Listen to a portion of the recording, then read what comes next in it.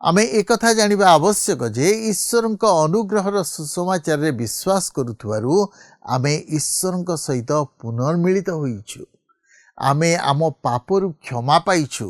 करंथी मंडलीर विश्वासी माने भ्रांत शिक्षार बशवर्ती थिले।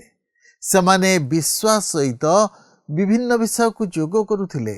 पाउल कहउछंती जदि आमे परित्राण पाइछु केवल प्रभु जीशुंक ठारे विश्वास करिबा द्वारा। प्रिय बंधु, आपण कौन तांको ठारे विश्वास करंती कि? मुगति प्रदीप सेही निराशरे आशा देई ए घोर दुर्दिन काले बंधुर पथ धारे दिए से जे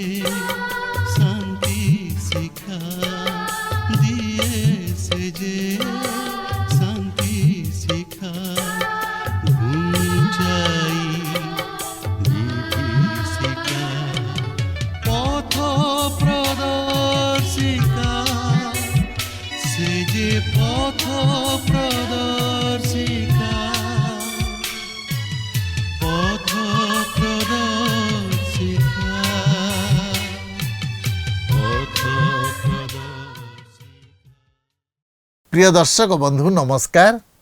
प्रभु जीशु का मधुर नाम रे आपन को आज पथ प्रदर्शिका कार्यक्रम को स्वागत करुअछि। आपन को मध्यरु अनेक आम सहित फोन रे जोगाजोग करुछंती। समान को विशेष धन्यवाद दिए। जदि ए पर्यंत आपन आम सहित जोगाजोग करि नाहंती आज ही आम मान को सहित जोगाजोग करंतु। ए कार्यक्रम मध्य देई पुनि थरे आपन को सहित साक्षात करिवार सुजोग पाइथिबारु प्रभु को धन्यवाद दिए। प्रभु आपन को बहुल भावे आशीर्वाद करंतु। यह आम प्रार्थना जे ईश्वर को वाक्य आपन को जीवन में महान कार्य साधन करू। जेपरी आपन एई मंद जगत रे ख्रीष्टन को ज्योति स्वरूपे कार्य करि परिबे। आपन को अनुभूति निश्चय आमको जणाइबे। आमे आपन को फोन कॉल अपेक्षा अच्छु। आमे जितेबाला पाउलंक पत्र सबू को पढ़ू पाउल तांको पत्र रे उत्साह देवा देखू। पाउल किछि पत्र रे निर्देश देइछंती ओ किछि पत्र रे विश्वास उपरे वादानुवाद करिथिबा देखू। द्वितीय करंथी पुस्तक निज विषय कहउछंती। से किए ओ काहेकि सेवा कार्य करुछंती ता स्पष्ट करुछंती। पाउल जो सुसमाचार करंथी मंडली रे प्रचार करिथिले ओ जो माने तांको प्रचार रे विश्वास करिथिले समान को मध्य रे यहूदी लोक माने आउ किछि फुल चिंताधारा नै पकेइथिले। समाने भ्रांत शिक्षार बशवर्ती थिले। आमे जेतेबेले द्वितीय करंथी 6 पर्व को आसु पाउल कहंती जे केवल जीशु ख्रीष्टंक ठारे विश्वास करिबा द्वारा आमे परित्राण पाइछु। ताहांक सहित आम माने कार्य करुछु। पाउल जोर दे कहंती जे आमे ख्रीष्टंक सहित कार्य करुछु। ख्रीष्टंक संवाद तांक शक्ति रे अन्य मान निकटरे प्रचार करिबा द्वारा ईश्वर आम जीवन रे महान कार्य करंती। आमे जेतले ईश्वर को अनुग्रह आम जीवन रे पाऊ ताहा मान को जीवन रे व्यर्थ नुहे। आमे जितेबाला तांको निकटवर्ती हेउ से आम मान को प्रार्थना शुणती। आज कौन आमे प्रार्थना रे तांको निकटवर्ती हेउछु कि? प्रभु जीशु को अनुग्रह को आम जीवन रे आमे अनुभव करि पारिछु कि? तेबे आसंतु ये संपर्क रे अधिक आलोचना करिबा पूर्वरु एक भक्तिमूलक गीत सुनिबा। नाही शांति नाही तृप्ति मरीचिकाए पृथ्वी क्षुधा तृषा भरा कांदे जगत काहि शांति काहि मुक्ति नाही शांति नाही तृप्ति मरीचिकाए पृथ्वी क्षुधा तृषा भरा कांदे जगत काहि शांति काहि मुक्ति काहि शांति काहि मुक्ति आमेरे ख्रीष्ट साइना जालिबा मुक्ति मसाला हो मेरे ख्रीष्ट साइना जालिबा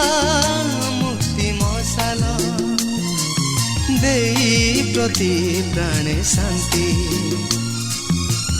ଯୀଶୁ ଆମ ଚିର ସାଥୀ, ଯୀଶୁ ଆମ ଚିର ସାଥୀ, ସେ ଆମ ସକଟି ମୁକ୍ତି, ଯୀଶୁ ଆମ। ଆସନ୍ତୁ ବର୍ତ୍ତମାନ ଆମେ ପ୍ରଭୁଙ୍କର ବାକ୍ୟ ମଧ୍ୟକୁ ଯିବା। ଆଜି ଆମେ ଦ୍ୱିତୀୟ କରନ୍ଥୀୟ ପୁସ୍ତକର 6 ପର୍ବର ପ୍ରଥମ ପଦରୁ ଆରମ୍ଭ କରି 7 ପଦ ପର୍ଯ୍ୟନ୍ତ ଅଧ୍ୟୟନ କରିବା ନିମନ୍ତେ ଯିବା। ଏହି ପର୍ବର ମୁଖ୍ୟ ଆଲୋଚନାର ପ୍ରସଙ୍ଗ ହେଉଛି ଖ୍ରୀଷ୍ଟଙ୍କ ସେବା କାର୍ଯ୍ୟର ପ୍ରତ୍ୟେକ ପରିସ୍ଥିତିରେ ଈଶ୍ୱରଙ୍କ ସାନ୍ତ୍ୱନା। ଏହି ଅଂଶ ମଧ୍ୟରେ ପ୍ରଭୁ ଯୀଶୁଖ୍ରୀଷ୍ଟଙ୍କର ଜଣେ ଉତ୍ତମ ସେବକଙ୍କର ଆବଶ୍ୟକତା ବିଷୟ ନେଇ ପ୍ରକାଶ କରାଯାଇଅଛି, କାରଣ ଏହା ଅତି ମହାନ କାର୍ଯ୍ୟ। ଏହି କାର୍ଯ୍ୟ କରିବା ନିମନ୍ତେ କିଏ ସମର୍ଥ? କାରଣ କୌଣସି ଲୋକ ନିଜର ଚେଷ୍ଟା ବା ଶକ୍ତିରେ ଏହି ମହାନ କାର୍ଯ୍ୟ କରିବା ନିମନ୍ତେ ସମର୍ଥ ହୋଇପାରିବ ନାହିଁ। ଏଠାରେ ମଧ୍ୟ ଆମେ ଖ୍ରୀଷ୍ଟଙ୍କ ସେବା କାର୍ଯ୍ୟର ପ୍ରତ୍ୟେକ ପରିସ୍ଥିତିରେ ଈଶ୍ୱରଙ୍କର ସାନ୍ତ୍ୱନାକୁ ଲକ୍ଷ୍ୟ କରିବାକୁ ପାରିବା। କାରଣ ପ୍ରଭୁ ଯେଉଁମାନଙ୍କୁ ତାହାଙ୍କର ସେବା କାର୍ଯ୍ୟ କରିବା ପାଇଁ ଆହ୍ୱାନ ଦେଇଥାନ୍ତି, ସେମାନଙ୍କୁ ସେମାନଙ୍କର ପ୍ରତ୍ୟେକ ପରିସ୍ଥିତିରେ ସାନ୍ତ୍ୱନା, ଶକ୍ତି, ଧୈର୍ଯ୍ୟ, ସାହସ ମଧ୍ୟ ପ୍ରଦାନ କରନ୍ତି। ତେବେ ଦେଖନ୍ତୁ 6 ପର୍ବର ପ୍ରଥମ ପଦରେ ଏହିପରି ଲେଖା ଅଛି, ଆହୁରି ମଧ୍ୟ ଈଶ୍ୱରଙ୍କ ଅନୁଗ୍ରହ ପ୍ରାପ୍ତି ଯେପରି ତୁମମାନଙ୍କଠାରେ ବୃଥା ନ ହୁଏ, ଏଥିପାଇଁ ତାହାଙ୍କ ସହିତ ଏକତ୍ର କର୍ମ କରୁ କରୁ ଆମ୍ଭେମାନେ ନିବେଦନ କରୁଅଛୁ। ପାଉଲ କହନ୍ତି, ଈଶ୍ୱରଙ୍କ ଅନୁଗ୍ରହ ପ୍ରାପ୍ତି ଯେପରି ତୁମମାନଙ୍କଠାରେ ବୃଥା ନ ହୁଏ। ଈଶ୍ୱରଙ୍କ ଅନୁଗ୍ରହ କିପରି ବୃଥା ହେବ? ଈଶ୍ୱର ତାହାଙ୍କର ଦୟା ତଥା ଅନୁଗ୍ରହକୁ ଆମ୍ଭମାନଙ୍କ ଉପରେ ବର୍ଷାଇଅଛନ୍ତି। ଯଦି ଜଣେ ଈଶ୍ୱରଙ୍କ ଅନୁଗ୍ରହର ଅଧିକାରୀ ହୋଇ ଓ ଈଶ୍ୱରଙ୍କ ସେହି ଅନୁଗ୍ରହଜନକ ପରିତ୍ରାଣରେ ଆନନ୍ଦ କରି ଓ ତହିଁର ଅନୁଭବୀ ହୋଇ ଯଦି ଜାଗତିକତାରେ କାଳକ୍ଷେପଣ କରେ, ତାହେଲେ ଏହାର ଅର୍ଥ ହେଉଛି ଯେ ସେ ଈଶ୍ୱରଙ୍କ ଅନୁଗ୍ରହକୁ ବ୍ୟର୍ଥ କରେ। ତାର ଜୀବନରେ ଈଶ୍ୱରଙ୍କ ଅନୁଗ୍ରହ ବ୍ୟର୍ଥ ହୁଏ। ଆଜି ଆମେ ଈଶ୍ୱରଙ୍କ ଅନୁଗ୍ରହର ପରିବର୍ତ୍ତେ ତାହାଙ୍କ ନିମନ୍ତେ କ'ଣ କରିପାରିଛୁ? ପାଉଲ ଏଠାରେ ମଧ୍ୟ କହିବାକୁ ଚାହାନ୍ତି ଯେ ଈଶ୍ୱରଙ୍କ କାର୍ଯ୍ୟ କେବଳ ପାଳକ, ପ୍ରଚାରକ ବା ତାହାଙ୍କ ନିମନ୍ତେ ଆହୁତ ସେବକମାନଙ୍କ ମଧ୍ୟରେ ସୀମିତ ନୁହେଁ। ଏହା ପ୍ରତ୍ୟେକଙ୍କର ଦାୟିତ୍ୱ। ଯେଉଁମାନେ କି ଈଶ୍ୱରଙ୍କ ଅନୁଗ୍ରହର ଅଧିକାରୀ ହୋଇ ସେହି ପରିତ୍ରାଣର ଆନନ୍ଦକୁ ଚାଖିଛନ୍ତି, ସେମାନଙ୍କର ମଧ୍ୟ ଈଶ୍ୱରଙ୍କ ବାକ୍ୟ ପ୍ରଚାର କରିବା ନିମନ୍ତେ ଦାୟିତ୍ୱ ରହିଅଛି।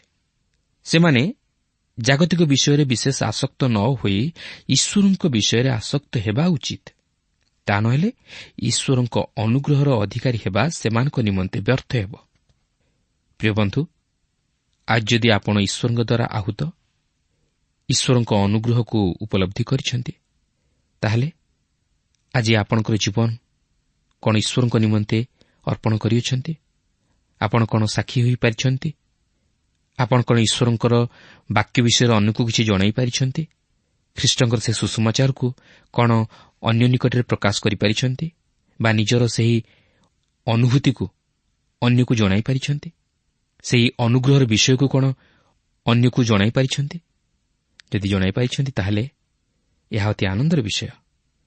କିନ୍ତୁ ଯଦି ଏପର୍ଯ୍ୟନ୍ତ ଆପଣ ଜଣାଇ ପାରିନାହାନ୍ତି, ତାହେଲେ ସେହି ଅନୁଗ୍ରହର ଅଧିକାରୀ ହେବା ଆପଣଙ୍କ ପାଇଁ ବ୍ୟର୍ଥର ବିଷୟ।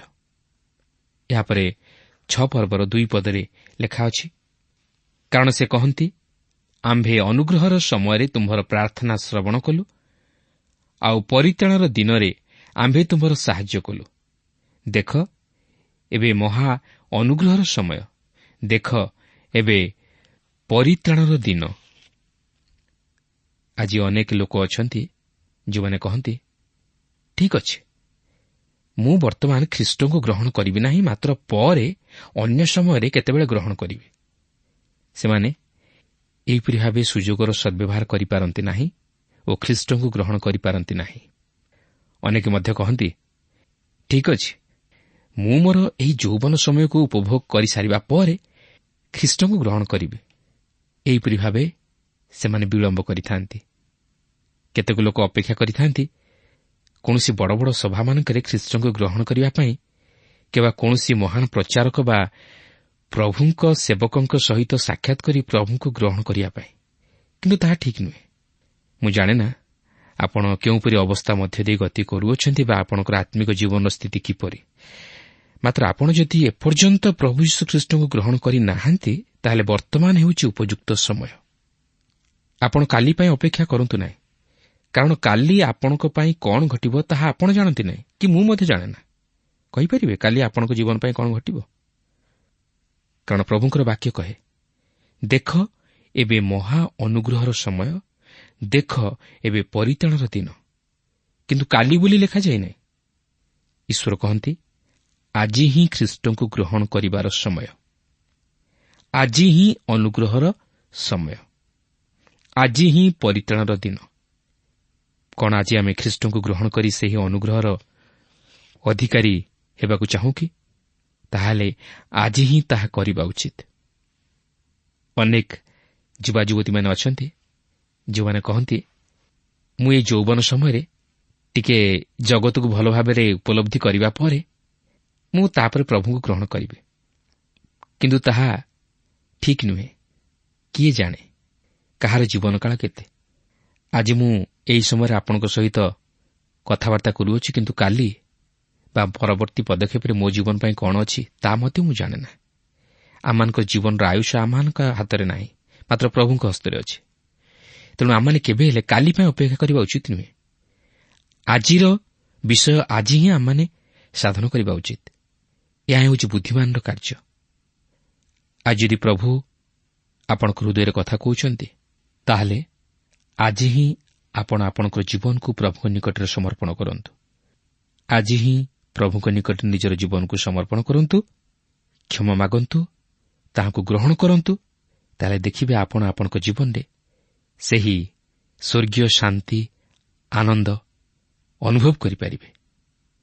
6 ପର୍ବର 3 ପଦରେ ଲେଖା ଅଛି, ଯେପରି ଆମମାନଙ୍କ ସେବକ ପଦ ନିନ୍ଦିତ ନ ହୁଏ, ସେଥିପାଇଁ ଆମ୍ଭେମାନେ କୌଣସି ବିଷୟରେ ବାଧା ନ ଦେଉ। ଖ୍ରୀଷ୍ଟ ବିଶ୍ୱାସୀ ତାହାର ବ୍ୟକ୍ତିଗତ ଆଚାର ବ୍ୟବହାରରେ ଅତି ଯତ୍ନବାନ ହେବା ଉଚିତ। ଖ୍ରୀଷ୍ଟଙ୍କ ସେବକ ତାହାର ବ୍ୟକ୍ତିଗତ ଆଚାର ବ୍ୟବହାରରେ ଯତ୍ନବାନ ହେବା ନିତାନ୍ତ ଆବଶ୍ୟକ। ସେ କୌଣସି ବିଷୟରେ ଅନ୍ୟର ପ୍ରତିବନ୍ଧକର କାରଣ ବା ବାଧାର କାରଣ ହେବା ଉଚିତ ନୁହେଁ। ସେ ଏପରି ଏକ ଜୀବନଯାପନ କରିବା ଉଚିତ ଯଦ୍ୱାରା କେହି ତାହା ପ୍ରତି ଅଙ୍ଗୁଳି ଦେଖାଇ କହିପାରିବେ ନାହିଁ ଯେ, ହେ, ଏହି ଲୋକକୁ ଦେଖୁଛ, ଏ କି ପ୍ରକାର ଜୀବନଯାପନ କରୁଛି। ଏହି ଲୋକ ହେତୁ ମୋର ଜୀବନ ବିପଦଗାମୀ ହେଲା ଓ ମୁଁ ଖ୍ରୀଷ୍ଟଙ୍କୁ ଗ୍ରହଣ କରିପାରିଲି ନାହିଁ। ସେ ଯେଉଁ ପରିତ୍ରାଣ ବିଷୟ ନେଇ ପ୍ରକାଶ କରେ, ତହିଁରେ ମୋର ବିଶ୍ୱାସ ଜାତ ହେଲା ନାହିଁ। ପ୍ରିୟ ବନ୍ଧୁ, ଏହା ଯେପରି କେହି ଆମମାନଙ୍କୁ ନ କୁହନ୍ତୁ। ଆମମାନଙ୍କର ଜୀବନ, ଆମମାନଙ୍କର ବ୍ୟବହାର, ଆମମାନଙ୍କର ଆଚାର ବ୍ୟବହାର ଯେପରି ସେମାନଙ୍କର ନିକଟରେ ପ୍ରତିବନ୍ଧକର କାରଣ ନ ହୁଏ। ବର୍ତ୍ତମାନ ପାଉଲ କେତେକ ବିଷୟରେ ଏକ ତାଲିକା ପ୍ରଦାନ କରନ୍ତି, ଯାହାକି ପ୍ରଚାର କାର୍ଯ୍ୟର ଚରିତ୍ର ଚିତ୍ରଣ କରେ। 6 ପର୍ବର 4 ପଦରୁ 6 ପଦରେ ଲେଖା ଅଛି, ବରଂ ବହୁ ଧୈର୍ଯ୍ୟରେ, କ୍ଲେଶରେ, ଦୁର୍ଦ୍ଦଶାରେ, ସଙ୍କଟରେ, ପ୍ରହାରରେ, କାରାବାସରେ, ବିପ୍ଳବରେ, ପରିଶ୍ରମରେ, ଜାଗରଣରେ, ଉପବାସରେ, ପବିତ୍ରତାରେ, ଜ୍ଞାନରେ, ଦୀର୍ଘ ସହିଷ୍ଣୁତାରେ, କୋମଳ ଭାବରେ, ପବିତ୍ର ଆତ୍ମାଙ୍କଠାରେ, ଅକପଟ ପ୍ରେମରେ, ସତ୍ୟ ବାକ୍ୟରେ, ଈଶ୍ୱରଙ୍କ ଶକ୍ତିରେ, ଦକ୍ଷିଣ ଓ ବାମ ହସ୍ତରେ ଧାର୍ମିକତାର ଅସ୍ତ୍ରଶସ୍ତ୍ର ଦ୍ୱାରା। ଦେଖନ୍ତୁ, ପ୍ରଥମତଃ ବହୁ ଧୈର୍ଯ୍ୟରେ, ଅର୍ଥାତ୍ ଖ୍ରୀଷ୍ଟ ବିଶ୍ୱାସୀ ଧୈର୍ଯ୍ୟର ସହିତ ସମସ୍ତ କାର୍ଯ୍ୟ କରିବା ଉଚିତ ଓ ସେ ଧୈର୍ଯ୍ୟର ସହିତ ଅନ୍ୟମାନଙ୍କ ସଙ୍ଗେ ବ୍ୟବହାର କରିବା ଉଚିତ। ତାର ଦୈନନ୍ଦିନ ଜୀବନର ପ୍ରତ୍ୟେକ କାର୍ଯ୍ୟରେ ଓ କ୍ଷେତ୍ରରେ ଓ ପରିସ୍ଥିତିରେ ଧୈର୍ଯ୍ୟର ସହିତ ସମସ୍ତ ବିଷୟର ମୁକାବିଲା କରିବା ଉଚିତ। କାରଣ ସେ ଯଦି ଧୈର୍ଯ୍ୟହରା ହୁଏ, ତାହେଲେ ସେ ଅନେକ ଭୁଲ କରି ବସିବ, କେବଳ ତାହାର ବ୍ୟବହାର ବା କଥାବାର୍ତ୍ତା ଅନ୍ୟର ନିମନ୍ତେ ବାଧାଜନକ ହେବ। ଆଉ ତାହା ସାଧାରଣତଃ ଘଟେ ଯେତେବେଳେ ଆମମାନେ କୌଣସି ବିଷୟରେ ଧୈର୍ଯ୍ୟହରା ହୋଇଯାଉ। ଆମମାନେ ଆମମାନଙ୍କ ଜୀବନରେ ଅନେକ ଭୁଲ କରି ବସୁ। ଆମମାନେ ଈଶ୍ୱରଙ୍କର ଇଚ୍ଛା ବିରୁଦ୍ଧ କାର୍ଯ୍ୟ ମଧ୍ୟ କରିଦେଉ। କିନ୍ତୁ ଆମମାନଙ୍କ ଜୀବନରେ ସେହି ଧୈର୍ଯ୍ୟ ଆବଶ୍ୟକ। ଯଦି ଆମମାନଙ୍କ ଜୀବନରେ ଧୈର୍ଯ୍ୟ ନାହିଁ, ତାହେଲେ ଆମେ କେବେ ହେଲେ ଈଶ୍ୱରଙ୍କର ମହତ୍ ଅଭିମତ ଆମମାନଙ୍କ ଜୀବନରେ ସଫଳ କରିପାରିବା ନାହିଁ।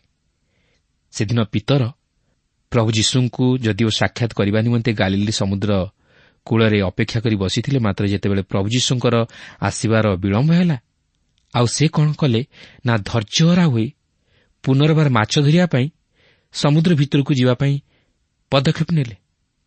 କେବଳ ସେ ନୁହନ୍ତି, ତାଙ୍କର କାର୍ଯ୍ୟକଳାପକୁ ଦେଖି ଅନ୍ୟ ଶିଷ୍ୟମାନେ ମଧ୍ୟ ତାହାଙ୍କ ସହିତ ମାଛ ଧରିବା ପାଇଁ ବାହାରିଗଲେ। ଦେଖନ୍ତୁ, ଧୈର୍ଯ୍ୟ ଧରିବାର ବିଫଳତା କେତେଦୂର ଆମମାନଙ୍କୁ ଈଶ୍ୱରଙ୍କଠାରୁ ଦୂରକୁ ନେଇଯାଏ। ପିତର ତାହାଙ୍କର ସିଦ୍ଧାନ୍ତ ନେବାରେ ଭୁଲ କଲେ ଏବଂ ଅନ୍ୟମାନଙ୍କୁ ମଧ୍ୟ ସେ ବିପଥଗାମୀ କରାଇଲେ।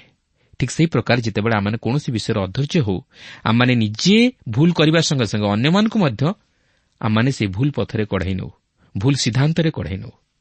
ତେଣୁ ଆମମାନେ ବିଶେଷ ଭାବରେ ସତର୍କ ହେବା ଉଚିତ। ଦ୍ୱିତୀୟତଃ, କ୍ଲେଶରେ ଏହା ସହ୍ୟ କରିବା ଜଣେ ଖ୍ରୀଷ୍ଟ ବିଶ୍ୱାସୀ ବା ସେବକ ପକ୍ଷରେ ନିତାନ୍ତ ଆବଶ୍ୟକ। କାରଣ ବାସ୍ତବ ଖ୍ରୀଷ୍ଟୀୟ ଜୀବନ କ୍ଲେଶ ମଧ୍ୟ ଦେଇ ଅଧିକ ସୁଦୃଢ଼ ଓ ପରିମାର୍ଜିତ ହୋଇଥାଏ। ପ୍ରିୟ ବନ୍ଧୁ, ଖ୍ରୀଷ୍ଟ ବିଶ୍ୱାସୀ ନିମନ୍ତେ କ୍ଲେଶ ସହ୍ୟ କରିବା ଏକ ମହାନ ବିଷୟ।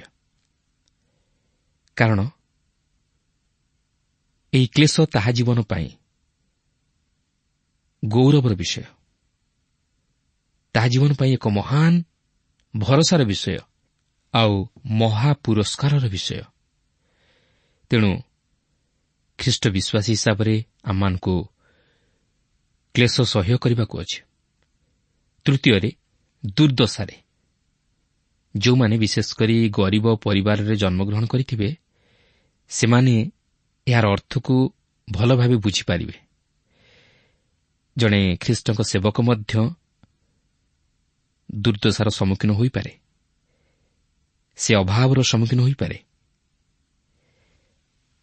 ସେ ଅନେକ ସମୟରେ କ୍ଷୁଧାର ସମ୍ମୁଖୀନ ହୋଇପାରେ, ଆର୍ଥିକ ସଙ୍କଟ ମଧ୍ୟ ଦେଇ ଗତି କରିପାରେ। ମାତ୍ର ସେ ତହିଁରେ ବିବ୍ରତ ହେବା ଉଚିତ ନୁହେଁ। ମାତ୍ର ସବୁ ଅବସ୍ଥାରେ ସନ୍ତୁଷ୍ଟ ରହି ଈଶ୍ୱରଙ୍କର ଧନ୍ୟବାଦ କରିବା ଉଚିତ ଓ ଈଶ୍ୱରଙ୍କଠାରୁ ସାହାଯ୍ୟ ଅପେକ୍ଷା କରିବା ଉଚିତ। ତେଣୁ ଆମମାନେ ଯେଉଁ ପରିସ୍ଥିତିରେ ଥାଉ ନା କାହିଁକି, ଆମମାନେ ସଦାସର୍ବଦା ପ୍ରଭୁରେ ଆନନ୍ଦ କରିବା ଉଚିତ ଏବଂ ସନ୍ତୁଷ୍ଟ ରହିବା ଉଚିତ। ସେଥିପାଇଁ ପ୍ରେରିତ ପାଉଲ କହନ୍ତି, ସର୍ବଦା ଆନନ୍ଦ କର, ପୁନଶ୍ଚ କହୁଅଛି ଆନନ୍ଦ କର। ସର୍ବଦା ଆନନ୍ଦ କର ମାନେ କ'ଣ?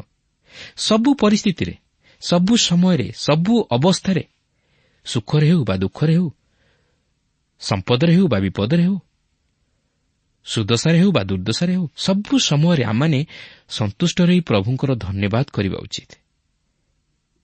ଏହାପରେ ସଙ୍କଟରେ ଜଣେ ଖ୍ରୀଷ୍ଟଙ୍କ ସେବକ ହେଲେ ଯେ ସଙ୍କଟ ଆସିବ ନାହିଁ ତାହା ନୁହେଁ।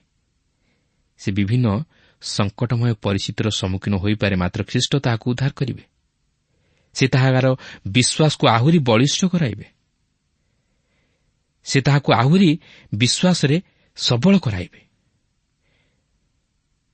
ଯେତେବେଳେ ଶିଷ୍ୟମାନେ ନୌକାରେ ପାର ହେଉଥିଲେ, ଆଉ ସେହି ସମୟରେ ସମୁଦ୍ର ମଧ୍ୟରେ ଝଡ଼ ଆସିଲା, ଆଉ ସେମାନେ ଅତି ବିବ୍ରତ ହୋଇଗଲେ। ସେମାନେ ଭାବିଲେ ଯେ ସେମାନେ ମରିବା ପାଇଁ ଯାଉଅଛନ୍ତି, ନିଶ୍ଚିତ ଭାବରେ ସେମାନଙ୍କୁ ମୃତ୍ୟୁବରଣ କରିବାକୁ ହେବ, ଆଉ ସେମାନେ ହତାଶ ହୋଇଗଲେ। କିନ୍ତୁ ପ୍ରଭୁ ସେମାନଙ୍କ ସହିତ ଥିଲେ। ସେ କହିଲେ, ସାହସ ଧର, ତ ମୁଁ ଭୟ କର ନାହିଁ। ତେଣୁ ଆମମାନେ ଯେତେବେଳେ ସଙ୍କଟମୟ ପରିସ୍ଥିତି ମଧ୍ୟ ଦେଇ ଗତି କରୁ, ସେତେବେଳେ ପ୍ରଭୁ ଆମମାନଙ୍କ ସହିତ ଥାଆନ୍ତି, ଏହା ଆମମାନଙ୍କୁ ଜାଣି ରଖିବାକୁ ହେବ। ତେଣୁକରି ସେ ଖ୍ରୀଷ୍ଟଙ୍କଠାରେ ବିଶ୍ୱାସରେ ସ୍ଥିର ରହିବା ଉଚିତ। ପ୍ରହାରରେ ତେବେ ଖ୍ରୀଷ୍ଟଙ୍କ ସେବକ ଏହି ପ୍ରହାରର ସମ୍ମୁଖୀନ ହୋଇପାରେ। ପାଉଲ ତାଙ୍କ ପ୍ରଚାର କାର୍ଯ୍ୟରେ ଏହିପରି ଅନୁଭୂତି ମଧ୍ୟ ଦେଇ ଗତି କରିଥିଲେ।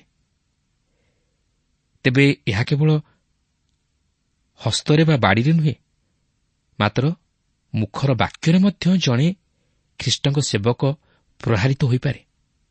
ଜଣେ ପ୍ରଭୁଙ୍କ ସେବକଙ୍କ ବିରୁଦ୍ଧରେ ନିନ୍ଦାର କଥା କହି ବା ତାହାର କୁତ୍ସାରଟନା କରି ବା ତାହାଙ୍କର ବାକ୍ୟ ପ୍ରଚାରରେ ସମାଲୋଚନା କରି ତାହାଙ୍କୁ ପ୍ରହାରିତ କରିପାରେ। ମାତ୍ର ପ୍ରଭୁଙ୍କର ସେବକ ତହିଁରେ ଭାଙ୍ଗି ନ ପଡ଼ି ବା ତହିଁରେ ନିଜର ପ୍ରତିକ୍ରିୟା ସୃଷ୍ଟି ନ କରି ନୀରବ ରହିଯିବା ଉଚିତ, ଅଥବା ବୁଦ୍ଧି ଓ ବିବେଚନାର ସହିତ ତହିଁର ସମାଧାନ କରିବା ଉଚିତ। ପ୍ରିୟ ବନ୍ଧୁ, ପ୍ରଭୁଙ୍କର ସେବକ ହିସାବରେ ଆମମାନଙ୍କୁ ଏହି ପ୍ରକାର ସମସ୍ୟାର ସମ୍ମୁଖୀନ ହେବାକୁ ପଡ଼ିବ। ଲୋକେ ଆମମାନଙ୍କ ବିରୁଦ୍ଧରେ କଥା କହିପାରନ୍ତି, ଆମମାନଙ୍କ ପ୍ରତି ପ୍ରହାର କରିପାରନ୍ତି, ଆମମାନଙ୍କ ବିରୁଦ୍ଧରେ ନାନା ପ୍ରକାର ସମାଲୋଚନା କରିପାରନ୍ତି, ଆମମାନଙ୍କର ବିରୁଦ୍ଧରେ କୁତ୍ସା ରଟନା କରିପାରନ୍ତି, ଆମମାନଙ୍କର ନିନ୍ଦା କରିପାରନ୍ତି। କିନ୍ତୁ ଆମମାନେ ସେସବୁ ପ୍ରତି ଦୃଷ୍ଟି ଦେବା ଉଚିତ ନୁହେଁ। ଆମମାନେ ସମସ୍ତ ବିଷୟ ପ୍ରଭୁଙ୍କ ହସ୍ତରେ ଛାଡ଼ିଦେବା ଉଚିତ। ସେ ତହିଁର ଯଥାର୍ଥ ବିଚାର କରିବେ। ସେ ତାହାଙ୍କର ସେବକମାନଙ୍କୁ ଲଜ୍ଜିତ ହେବାକୁ ଦେବେ ନାହିଁ। ପାଉଲଙ୍କ ଜୀବନରେ ଯେତେବେଳେ ସେହି ସମସ୍ୟା ଆସିଥିଲା, ସେ ଲଜ୍ଜାବୋଧ କଲେ ନାହିଁ, ମାତ୍ର ସେ ପ୍ରଭୁରେ ଆନନ୍ଦ କଲେ। ଆଉ ପ୍ରଭୁ ତାହାଙ୍କୁ ଜଗତ ନିକଟରେ ନିର୍ଦ୍ଦୋଷୀ ବୋଲି ପ୍ରମାଣିତ କରାଇଲେ। ଆଜି ଆମେ ସେହି ବ୍ୟକ୍ତିଙ୍କ ବିଷୟରେ ଏହି ସ୍ଥାନରେ ଲକ୍ଷ୍ୟ କରିବା ପାଇଁ ପାରୁଅଛୁ। ତାଙ୍କ ଜୀବନରେ ସେ କେତେ ପ୍ରକାର ଅନୁଭୂତି ମଧ୍ୟ ଦେଇ ଗତି କରିଛନ୍ତି, କିନ୍ତୁ ପ୍ରଭୁ ତାହାଙ୍କୁ ସୁରକ୍ଷା ଦେଇଛନ୍ତି। ପ୍ରଭୁ ତାହାଙ୍କୁ ଜୟଲାଭ କରିବା ପାଇଁ ଶକ୍ତି ଦେଇଛନ୍ତି। ଏହାପରେ ପାଉଲ ତାଙ୍କ ପ୍ରଚାର କାର୍ଯ୍ୟରେ ଅନ୍ୟ କେତେକ ବିଷୟର ଅନୁଭୂତି ମଧ୍ୟ ଦେଇ ଗତି କରିଥିଲେ, ଯାହାକି ସାଧାରଣତଃ ସମସ୍ତ ସେବକମାନଙ୍କ ପ୍ରତି ଘଟେ ନାହିଁ। ଆଉ ତାହା ହେଉଛି କାରାବାସରେ, ବିପ୍ଳବରେ, ପରିଶ୍ରମରେ, ଜାଗରଣରେ, ଉପବାସରେ। କିନ୍ତୁ ଯଦି କୌଣସି ସେବକ ଏହିପରି ଅନୁଭୂତି ମଧ୍ୟ ଦେଇ ଗତି କରେ, ତାହେଲେ ସେ ନିଜର ସାକ୍ଷ୍ୟ ହରାଇବା ଉଚିତ ନୁହେଁ। ମାତ୍ର ଖ୍ରୀଷ୍ଟଙ୍କଠାରେ ବିଶ୍ୱାସରେ ସ୍ଥିର ରହି ତାହାଙ୍କର ସାକ୍ଷୀ ହେବା ଉଚିତ ଓ ପ୍ରଶଂସା କରିବା ଉଚିତ, ଯେପରିକି ପାଉଲ କରିଥିଲେ। ପାଉଲ କାରାବାଗାରରେ ମଧ୍ୟ ସେ ଖୁସି ଆନନ୍ଦରେ ଥିଲେ, ପ୍ରଭୁଙ୍କର ପ୍ରଶଂସା କରୁଥିଲେ। ଆଉ କ'ଣ ହେଲା? ଏପରିକି ସେହି କାରାଗାରର ଦ୍ୱାର ମଧ୍ୟ ଖୋଲିଗଲା। ଏପରିକି ସେ କାରାଗାରରେ ରହି ମଧ୍ୟ ମଣ୍ଡଳୀମାନଙ୍କ ନିକଟକୁ ପତ୍ର ଲେଖୁଛନ୍ତି, ସମସ୍ତଙ୍କୁ ଉତ୍ସାହିତ କରୁଛନ୍ତି, ସମସ୍ତଙ୍କୁ ଉତ୍ସାହ ଦେଉଛନ୍ତି। ଦେଖନ୍ତୁ, ତାଙ୍କ ଜୀବନର ସାକ୍ଷ୍ୟ। ଆଜି ଆମମାନେ ସେ ପ୍ରକାର ପରିସ୍ଥିତି ମଧ୍ୟ ଦେଇ ଯାଉନାହୁଁ, କି ସେ ପ୍ରକାର ପରିସ୍ଥିତି ଆମମାନଙ୍କ ଜୀବନରେ ଆସିନାହିଁ। ମାତ୍ର ଦେଖନ୍ତୁ ପାଉଲଙ୍କର ଜୀବନ। ସେ କୌଣସି ବିଷୟରେ ପ୍ରଭୁଙ୍କର ଅଗୌରବ କରିନଥିଲେ। ସବୁ ଅବସ୍ଥାରେ, ସବୁ ପରିସ୍ଥିତିରେ ସେ ପ୍ରଭୁଙ୍କଠାରେ ବିଶ୍ୱସ୍ତ ରହିଥିଲେ। ପ୍ରଭୁ ଆମମାନଙ୍କ ଜୀବନରୁ ଠିକ୍ ସେହି ପ୍ରକାର ବିଶ୍ୱସ୍ତତା ଚାହାନ୍ତି। ବର୍ତ୍ତମାନ ସେ ସୁସମାଚାର ପ୍ରଚାର କାର୍ଯ୍ୟର ଅନ୍ୟ କେତେକ ପରିଚୟକରଣ ପ୍ରଦାନ କରିବା ପାଇଁ ଯାଉଅଛନ୍ତି। 6 ପର୍ବର 6 ଓ 7 ପଦରେ ଲେଖା ଅଛି, ପବିତ୍ରତାରେ, ଜ୍ଞାନରେ, ଦୀର୍ଘ ସହିଷ୍ଣୁତାରେ, କୋମଳ ଭାବରେ, ପବିତ୍ର ଆତ୍ମାଙ୍କଠାରେ, ଅକପଟ ପ୍ରେମରେ, ସତ୍ୟ ବାକ୍ୟରେ, ଈଶ୍ୱରଙ୍କ ଶକ୍ତିରେ, ଦକ୍ଷିଣ ବାମ ହସ୍ତରେ ଧାର୍ମିକତାର ଅସ୍ତ୍ରଶସ୍ତ୍ର ଦ୍ୱାରା, ଗୌରବ ଓ ଅନାଦର ଦ୍ୱାରା, ଅଖ୍ୟାତି ଓ ସୁଖ୍ୟାତି ଦ୍ୱାରା, ପ୍ରତାରକ ତୁଲ୍ୟ ଅଥଚ ସତ୍ୟବାଦୀ। ଦେଖନ୍ତୁ, ପାଉଲ କହନ୍ତି ପବିତ୍ରତାରେ। ବିଶ୍ୱାସ କରନ୍ତୁ, ଜଣେ ସୁସମାଚାର ପ୍ରଚାରକର ବା ସେବକର ଜୀବନ ପବିତ୍ର ହେବା ଉଚିତ। ମାତ୍ର ଏହି ପବିତ୍ରତା ବିହୀନ ଜୀବନ ଆଜି ପ୍ରଚାର କାର୍ଯ୍ୟରେ ବାଧା ସୃଷ୍ଟି କରେ, କିମ୍ବା ପ୍ରଚାର କାର୍ଯ୍ୟରେ ବିଫଳତା ଆଣିଦେଇପାରେ। ତେଣୁକରି ଖ୍ରୀଷ୍ଟଙ୍କ ସେବକ ନିଜ ଜୀବନରେ ପବିତ୍ରତା ରକ୍ଷା କରିବା ଆବଶ୍ୟକ, କାରଣ ଏହା ଈଶ୍ୱରଙ୍କ ଦୃଷ୍ଟିରେ ଅତି ଗୁରୁତ୍ୱପୂର୍ଣ୍ଣ, ଯେହେତୁ ଈଶ୍ୱର ହେଉଛନ୍ତି ପବିତ୍ର। ଏହାପରେ ଜ୍ଞାନରେ ପ୍ରଚାର କାର୍ଯ୍ୟ କରିବା ଆବଶ୍ୟକ। ଏହା କେବଳ ଈଶ୍ୱରଙ୍କ ବାକ୍ୟରେ ଜ୍ଞାନ ଅର୍ଜନ କରିବା ବିଷୟକୁ ପ୍ରକାଶ କରେ ନାହିଁ, ମାତ୍ର ସେ ଅନେକ ବିଷୟରେ ଜ୍ଞାନ ଅର୍ଜନ କରିବା ଆବଶ୍ୟକ। ସେ ସମସ୍ତ ବିଷୟ ଜାଣିବା ଆବଶ୍ୟକ। ଦୀର୍ଘ ସହିଷ୍ଣୁତାରେ, ଏହି ଦୀର୍ଘ ସହିଷ୍ଣୁତା ଧୈର୍ଯ୍ୟର ଅନ୍ୟ ଏକ ଦିଗ, ଯାହାକି ଧୈର୍ଯ୍ୟର ସହିତ ଦୀର୍ଘ ସମୟ ଧରି ସହିଷ୍ଣୁତା ରକ୍ଷା କରେ। ଖ୍ରୀଷ୍ଟଙ୍କ ସେବକମାନଙ୍କ ଜୀବନରେ ଏହି ଦୀର୍ଘ ସହିଷ୍ଣୁତା ପରିଲକ୍ଷିତ ହେବା ଉଚିତ, କାରଣ ଈଶ୍ୱର ମଧ୍ୟ ଦୀର୍ଘ ସହିଷ୍ଣୁତା ରକ୍ଷା କରନ୍ତି। କୋମଳ ଭାବରେ, ଏହି କୋମଳ ଭାବ ଖ୍ରୀଷ୍ଟଙ୍କ ସେବକମାନଙ୍କ ଜୀବନରେ ପରିଲକ୍ଷିତ ହେବା ଉଚିତ, ଅର୍ଥାତ୍ ସେ ଦୟାଭାବ ବହିବା ଆବଶ୍ୟକ। ଲୋକେ ପ୍ରଭୁଙ୍କର ପାଳକ ପ୍ରଚାରକମାନଙ୍କଠାରୁ ସେହି ଦୟା ତଥା କୋମଳତାର ବ୍ୟବହାର ପାଇବାକୁ ଚାହାନ୍ତି। ପବିତ୍ର ଆତ୍ମାଙ୍କଠାରେ ଏହା ଅତି ଗୁରୁତ୍ୱପୂର୍ଣ୍ଣ ବିଷୟ। ଖ୍ରୀଷ୍ଟଙ୍କ ସେବକ ପବିତ୍ର ଆତ୍ମାଙ୍କ ଶକ୍ତିର ଦ୍ୱାରା ପରିଚାଳିତ ହୋଇ କାର୍ଯ୍ୟ କରିବା ଆବଶ୍ୟକ, ଯେପରି ତାହା ଫଳପ୍ରଦ ହେବାକୁ ପାରେ। ଜଣେ ଖ୍ରୀଷ୍ଟଙ୍କ ପ୍ରଚାରକ ପବିତ୍ର ଆତ୍ମାଙ୍କ ଚଳନାରେ ପରିଚାଳିତ ହୋଇ ବାକ୍ୟ ପ୍ରଚାର କରିବା ଆବଶ୍ୟକ। ଅକପଟ ପ୍ରେମରେ, ବାସ୍ତବ ପ୍ରେମ ଖ୍ରୀଷ୍ଟଙ୍କ ସେବକଙ୍କ ଜୀବନରେ ପରିଲକ୍ଷିତ ହେବା ଆବଶ୍ୟକ। ତାହା ହିଁ ବର୍ତ୍ତମାନ ସମୟରେ ନିତାନ୍ତ ଆବଶ୍ୟକ। ଆଉ ଏହି ପ୍ରେମ କେବଳ ପବିତ୍ର ଆତ୍ମା ହିଁ ଜଣେ ସେବକଙ୍କ ହୃଦୟରେ ଜାତ କରାଇପାରନ୍ତି। ଆମମାନଙ୍କର ପ୍ରେମ କେବଳ ମୁଖରୁ ନୁହେଁ ମାତ୍ର ହୃଦୟରୁ ଜାତ ହେବା ଆବଶ୍ୟକ ଓ ତାହା ଆମମାନଙ୍କର ଆଚାର ବ୍ୟବହାରରେ ପ୍ରତିଫଳିତ ହେବା ଆବଶ୍ୟକ। ସତ୍ୟ ବାକ୍ୟର ଅର୍ଥାତ୍ ଜଣେ ପ୍ରଚାରକ ସେ ଈଶ୍ୱରଙ୍କ ବାକ୍ୟର ସତ୍ୟତାକୁ ପ୍ରଥମେ ଜାଣିବା ନିତାନ୍ତ ଆବଶ୍ୟକ। ସେ ଈଶ୍ୱରଙ୍କ ବାକ୍ୟ ବିଷୟରେ ଅଧିକ ଜାଣିବା ଆବଶ୍ୟକ। ଈଶ୍ୱରଙ୍କ ଶକ୍ତିରେ ଅର୍ଥାତ୍ ସେ ଈଶ୍ୱରଙ୍କ ଆତ୍ମାଙ୍କ ଶକ୍ତିରେ ପରିଚାଳିତ ହେବା ଆବଶ୍ୟକ ଓ ଶିକ୍ଷା ଦେବା ଆବଶ୍ୟକ। ଦକ୍ଷିଣ ଓ ବାମ ହସ୍ତରେ ଧାର୍ମିକତାର ଅସ୍ତ୍ରଶସ୍ତ୍ର ଦ୍ୱାରା ଏହା ହିଁ ହେଉଛି ବାସ୍ତବ ବିଜୟୀ ଜୀବନ ଓ ସଫଳତାର ପ୍ରଚାର। ଖ୍ରୀଷ୍ଟଙ୍କ ସେବକ ସେହି ଧାର୍ମିକତାର ଅସ୍ତ୍ରଶସ୍ତ୍ର ଦ୍ୱାରା ସୁସଜ୍ଜିତ ହେବାକୁ ଅଛି। ତାହେଲେ ସେ ପ୍ରଭୁଙ୍କ ନିମନ୍ତେ ଏକ ବିଶ୍ୱସ୍ତ ସେବକ ଭାବରେ ବା ପ୍ରଚାରକ ଭାବରେ ପ୍ରଭୁଙ୍କର ସାକ୍ଷୀ ହୋଇପାରିବ। ପ୍ରଭୁ ପ୍ରତ୍ୟେକଙ୍କୁ ପ୍ରଭୁଙ୍କର ଉପଯୁକ୍ତ ସେବକ ସେବିକା ହେବା ନିମନ୍ତେ ଚାଳନା ପ୍ରଦାନ କରନ୍ତୁ। ଆଶା କରୁ ଆଜିର କାର୍ଯ୍ୟକ୍ରମ ଆପଣଙ୍କୁ ନିଶ୍ଚୟ ଭଲ ଲାଗିଥିବ। ଆପଣ ଆତ୍ମିକ ଜୀବନରେ ଉପକୃତ ହୋଇଥିବେ। ପାଉଲ କହିବାକୁ ଚାହାନ୍ତି ଯେ ଈଶ୍ୱରଙ୍କ ଯେଉଁ ଅନୁଗ୍ରହ ତୁମମାନଙ୍କୁ ଦତ୍ତ ହୋଇଅଛି ସେଥିରୁ ଯେପରି ଉଣା ନ ପଡ଼। ଈଶ୍ୱରଙ୍କ ଅନୁଗ୍ରହ ପାଇଥିବାରୁ ଯେଉଁ ସମସ୍ତ ଐଶ୍ୱର୍ଯ୍ୟ ଗୁଣ ଆମ ଜୀବନରେ ଦେଖାଯିବା ଉଚିତ ତାହା କ'ଣ ଦେଖାଯାଉଛି କି? ଆମେ କ'ଣ ସେଥିପ୍ରତି ଧ୍ୟାନ ଦେବା ଆବଶ୍ୟକ ନୁହେଁ କି? ଆମେ ଏକଥା ଜାଣିବା ଆବଶ୍ୟକ ଯେ ଈଶ୍ୱରଙ୍କ ଅନୁଗ୍ରହ ସୁସମାଚାରରେ ବିଶ୍ୱାସ କରୁଥିବାରୁ ଆମେ ଈଶ୍ୱରଙ୍କ ସହିତ ପୁନର୍ମିଳିତ ହୋଇଛୁ। ଆମେ ଆମ ପାପରୁ କ୍ଷମା ପାଇଛୁ। କରନ୍ଥୀ ମଣ୍ଡଳୀର ବିଶ୍ୱାସୀମାନେ ଭ୍ରାନ୍ତ ଶିକ୍ଷାର ବଶବର୍ତ୍ତୀ ଥିଲେ। ସେମାନେ ବିଶ୍ୱାସ ସହିତ ଯିହୁଦୀ ରୀତିନୀତିକୁ ଯୋଗ କରୁଥିଲେ। ପାଉଲ କହୁଛନ୍ତି ଯଦି ଆମେ ପରିତ୍ରାଣ ପାଇଛୁ ତେବେ ଆମମାନଙ୍କ ଆଚାର ବ୍ୟବହାର ପରିବର୍ତ୍ତନ ହେବା ଆବଶ୍ୟକ। ଆମେ କ'ଣ ଈଶ୍ୱରଙ୍କ ଇଚ୍ଛାନୁସାରେ ଜୀବନ କାଟୁଛୁ କି ଅବା ଆମ ନିଜ ଇଚ୍ଛା ଅନୁସାରେ ଜୀବନ କାଟୁଛୁ? ତେବେ ଆଜି ତ ଆମ ସମୟ ଶେଷ ହେଲାଣି। ଆମେ ପରବର୍ତ୍ତୀ କାର୍ଯ୍ୟକ୍ରମରେ ପୁଣି ଏ ସମ୍ପର୍କରେ ଆଲୋଚନା କରିବା।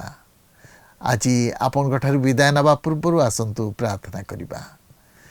ଦୟାଳୁ ସ୍ୱର୍ଗସ୍ଥ ପିତା, ଆମେ ତୁମର ଧନ୍ୟବାଦ କରୁଅଛୁ।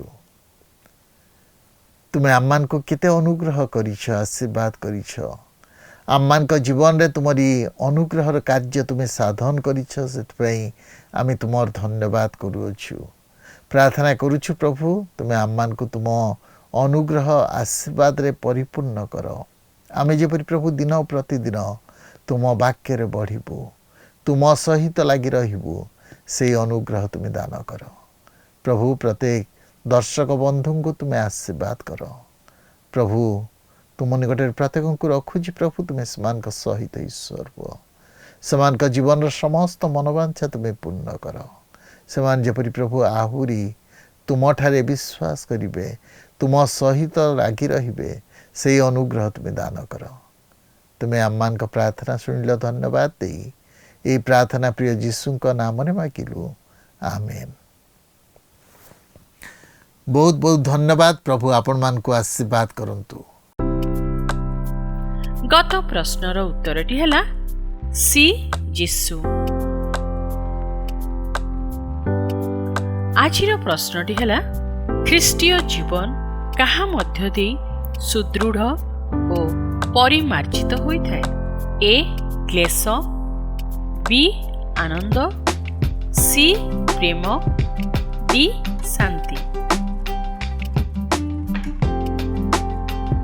এই প্রশ্নর উত্তর আসন্তাকালি সন্ধ্যা 6টা মধ্যে option A, B, C, D মধ্যরু সঠিক উত্তর বাছি আপনার নাম ও সম্পূর্ণ ঠিকনা সহিত 9777221415 ফোন নম্বরে SMS কিংবা WhatsApp দ্বারা জଣାଇବାକୁ অনুরোধ।